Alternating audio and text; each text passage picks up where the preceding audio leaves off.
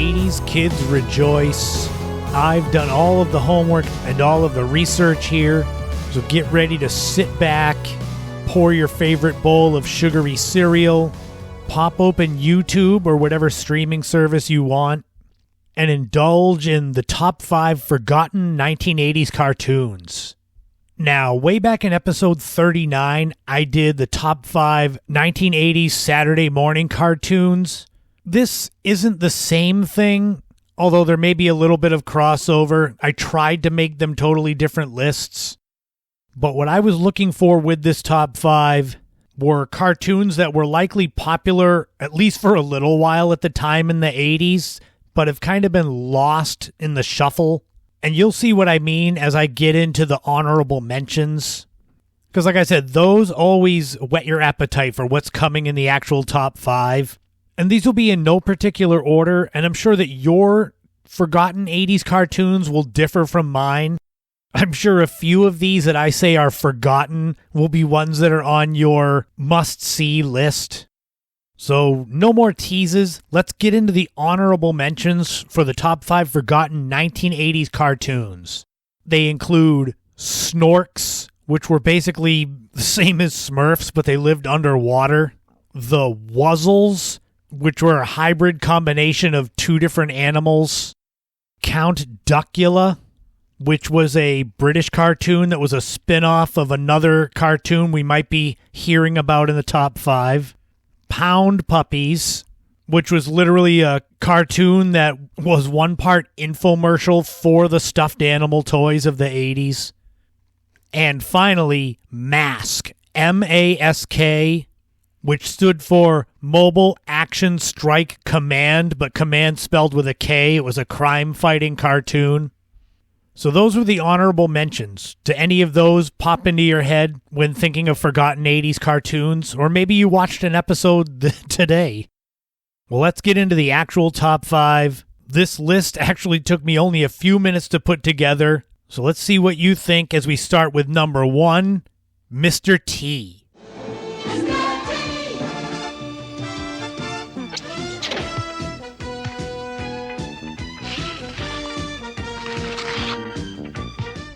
Yes, that Mr. T, the star of the A-Team, Rocky 3, main evented WrestleMania 1, he had his own cartoon.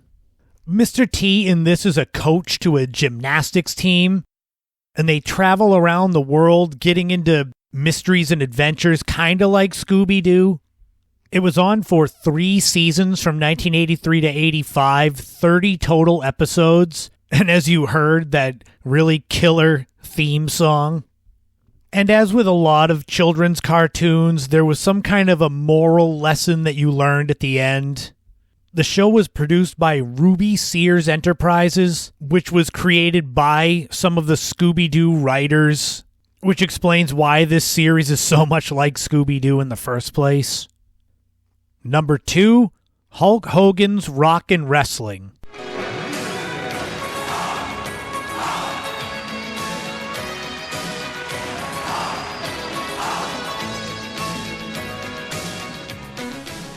This was a show featuring all of the most popular stars of the World Wrestling Federation, kind of at the peak of the golden age of wrestling in the mid-1980s, with Hulk Hogan and his babyface side constantly battling Rowdy Roddy Piper and his heel side. There was a total of 26 episodes, and interestingly, because of the busy schedule of the wrestlers being on the road for 300 days a year, even though the characters were based on them, they didn't provide the voices. It was actually voice actors. But all of the icons of that time were in the show. Hogan, Junkyard Dog, Superfly Jimmy Snuka, Andre the Giant, Roddy Piper, Iron Sheik, Nikolai Volkov, Big John Studd, and more. And the other funny thing about this show was that wrestling wasn't even really a part of it. It just determined who were the good guys and bad guys. They all kind of just did normal things. For example, the very first episode, it's Junkyard Dog and Roddy Piper have a race to see whose car gets to be in a new upcoming movie. No wrestling at all. Number 3 is Ghostbusters. Let's go!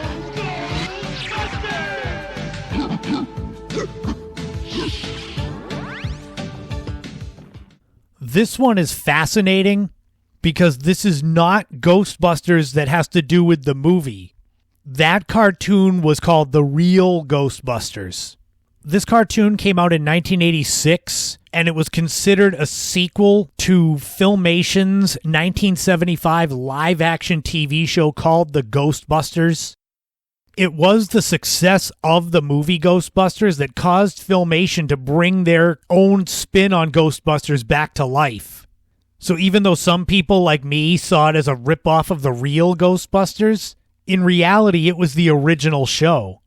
But when you're a kid that's 8, 9 years old, it can be pretty confusing with two different Ghostbusters cartoons on.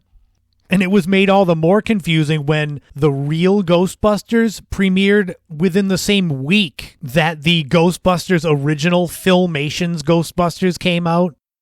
God, it's like my head is spinning thinking of this timeline. But there are 65 episodes of Filmation's Ghostbusters out there. All you need to do is watch one and you'll see the differences between the two. Number 4 is Danger Mouse. He's the strongest, he's the quickest, he's the best. Danger Mouse. Danger Mouse. This British show was on Nickelodeon. That's how I was introduced to it. Count Duckula that I mentioned in the honorable mentions, he was in this cartoon as a villain.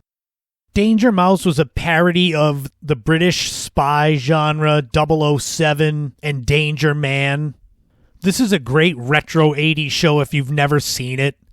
Danger Mouse is the hero, such a secret agent that even his code name has a code name, with Penfold, the hamster that's his sidekick. There are 89 episodes of Danger Mouse, and like I've said at the top of this segment, these cartoons appear to be more lost to time because there's so many choices out there. But at the time, it was really popular. I watched it all the time when I was growing up watching Nickelodeon. And finally, number 5 on the top 5 forgotten 1980s cartoons is the GoBots.